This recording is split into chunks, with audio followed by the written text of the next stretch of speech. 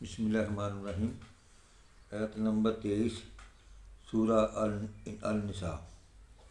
اس دن تلاوت اور ترجمہ ہو چکا جی، یہ تفہیم باقی سی وہ ایس بلاغت کی چیز ہوگی۔ اعوذ باللہ من الشیطان الرجیم، بسم اللہ الرحمن الرحیم۔ ماں کا اطلاق سگی اور ستیلی دونوں قسم کی ماں پر ہوتا ہے، اس لیے دونوں حرام ہیں۔ نیز اسی حکم میں باپ کی ماں اور ماں کی ماں بھی شامل ہے۔ اس عمر میں اختلاف ہے کہ جس عورت سے باپ کا نجائز تعلق ہو چکا ہو وہ بھی بیٹے پر حرام ہے یا نہیں۔ سلم میں سے بعض اس کی حرمت کے قائل نہیں ہیں اور بعض سے بھی حرام قرار دیتے ہیں، بلکہ ان کے نزدیک جس عورت کو باپ نے شہوت سے ہاتھ لگایا ہو وہ بھی بیٹے پر حرام ہے۔ اسی طرح سلف میں اس عمر پر بھی اختلاف رہا ہے کہ جس عورت سے بیٹے کا نجائز تعلق ہو چکا ہو وہ باپ پر حرام ہے یا نہیں، اور جس مرد سے ماں اور بیٹی کا نجائز تعلق رہا ہو یا بعد میں ہو جائے اس سے نکاح ماں اور بیٹی دونوں کے لیے حرام ہے یا نہیں۔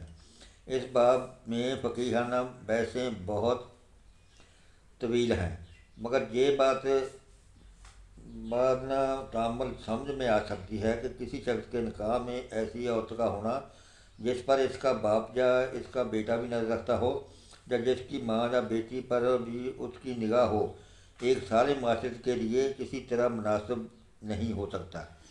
شریعت الہی کا مزاج اس معاملے میں ان قانونی موشگافیوں کو قبول نہیں کرتا، جس کی بنا پر نکاح اور غیر نکاح اور قبل نکاح اور بعد نکاح اور لمس اور نظر وغیرہ میں فرق کیا جاتا ہے۔ سیدھی اور صاف بات یہ ہے کہ خاندانی زندگی میں ایک ہی عورت کے ساتھ باپ اور بیٹے یا ایک ہی مرد کے ساتھ ماں اور بیٹی کے شہوانی جذبات کا وابستہ ہونا سخت مفاسد کا موجب ہے اور شریعت اسے ہرگز برداشت نہیں کر سکتی۔ نبی صلی اللہ علیہ وسلم کا ارشاد ہے کہ من نظر اعلیٰ فرج امراہ حرمت علیہ امہا و بناتہا۔ جس شخص نے کسی عورت کے ادائے صنفی پر نظر ڈالی ہو اس کی ماں اور بیٹی دونوں اس جرم اس پر حرام ہیں۔ اور لا ينظر اللہ الی رجل نظر الی فرج امرأۃ و بناتہا۔ خدا اس شخص کی صورت دیکھنا پسند نہیں کرتا جو بیک وقت ماں اور بیٹی دونوں کے ادائے صنفی پر نظر ڈالے۔ ان روایت سے شریعت کا منشا صاف واضح ہو جاتا ہے۔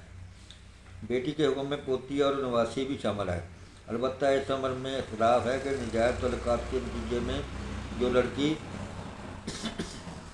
ہوئی ہے وہ بھی حرام ہے یا نہیں۔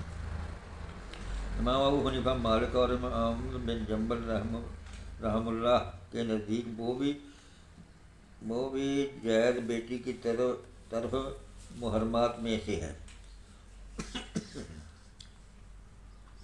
اور امام شافعی کے نزدیک وہ محرمات میں سے نہیں ہے، مگر در حقیقت یہ تصور بھی ذوق سلیم پر بار ہے کہ جس لڑکی کے متعلق آدمی یہ جانتا ہو کہ وہ اسی کے نطفے سے پیدا ہوئی ہے اس کے ساتھ نکاح کرنا اس کے لیے جائز ہو۔ سگی بہن اور ماں شریک بہن اور باپ شریک اور بہن تینوں اس حکم میں یکساں ہیں۔ ان سب رشتوں میں بھی سگے اور ستیلے کے درمیان کوئی فرق نہیں۔ باپ اور ماں کے بہن خواہ سگی ہو یا خواہ ستیلی یا باپ شریک، بہرحال وہ بیٹے پر حرام ہے۔ اس طرح بھائی اور بہن خواہ سگے ہوں یا ستیلے یا باپ شریک، ان کی بیٹیاں ایک شخص کے لیے اپنی بیٹی کی طرح حرام ہیں۔ اس عمر پر امت میں اتفاق ہے کہ ایک لڑکے یا ایک لڑکی نے جس عورت کا دودھ پیا ہو اس کے لیے وہ عورت ماں کے حکم میں اور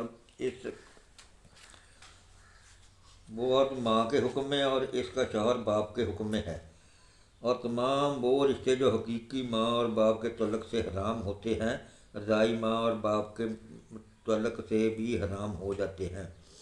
اس حکم کا ماخذ نبی کریم صلی اللہ علیہ وسلم کا یہ ارشاد ہے کہ یحرم من الرضاع ما یحرم من النسب۔ البتہ اس عمر کا اختلاف ہے کہ حرمت ذات کس قدر دودھ پینے سے ثابت ہوتی ہے۔ امام ابو حنیفہ اور امام مالک کے نزدیک جتنی مقدار سے روزہ کا روزہ ٹوٹ سکتا ہے اتنی ہی مقدار میں اگر بچہ کسی کا دودھ پی لیتا ہے تو حرمت ثابت ہو جاتی ہے، مگر امام احمد کے نزدیک 3 مرتبہ پینے سے اور امام شافعی کے نزدیک 5 مرتبہ دودھ پینے سے یہ حرمت ثابت ہوتی ہے۔ نیز اس امر میں بھی اختلاف ہے کہ کس عمر میں پینے سے یہ رشتے حرام ہوتے ہیں۔ اس باب میں فقہا کے اقوال حسب ذیل ہیں۔ بلاگ بہت لمبا ہو رہا ہے جی، یہ آدھا ایسا ہو گیا، آدھا ہوں دوسرے بلاگ کی کیا جاؤ گا، بات ہو داؤنا الحمد للہ رب العالمین۔